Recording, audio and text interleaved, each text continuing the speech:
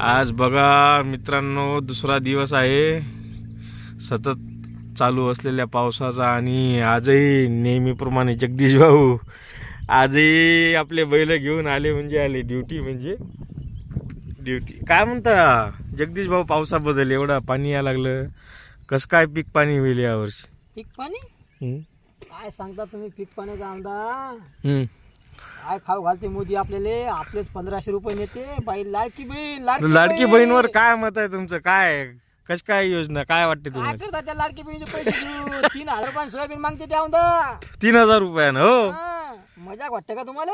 आणि इकडे पैसे लाडकी बहीण 1500 देते महिन्याचे.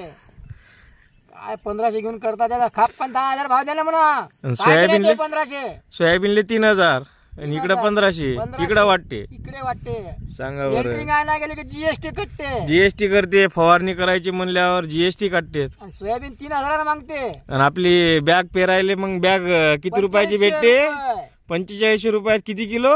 30 किलो. 30 किलो. बाप, 25 किलो. म्हणजे काय क्विंटल झालं ते जगदीश भाऊ? म्हणजे आपलं सोयाबीन आपल्यालाच डबल विका लागले. बाप, यावर्षी कसं काय राहील पीक पाणी? यावर्षी आवरेज तर नाहीच नाही, पण मोदी घालते नेऊन आपल्याला भावात.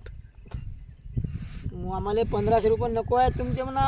1500 रुपये नको आहेत आम्हाला. 10,000 सोयाबीनले भाव द्या आमच्या. बराबर, सोयाबीनले 10,000 रुपये भाव. काय मागणी आहे तुमची? बस आम्हाला तुमचे 2000 बी नाही पाहिजे. आणि गव्हाले किती भाव पाहिजे? सर्व पिकाले 10,000 दे म्हणा. टोटल सर्वच सर्व पिकाले. गहू ज्वारी.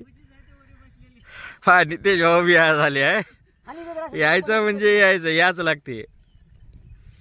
सोयाबीन झाल्यावर काय फेर लागले मग? काय आम्ही काही पेरलं चालेल, पण आम्हाला भाव पाहिजे 10,000 प्रत्येक पिकाचे.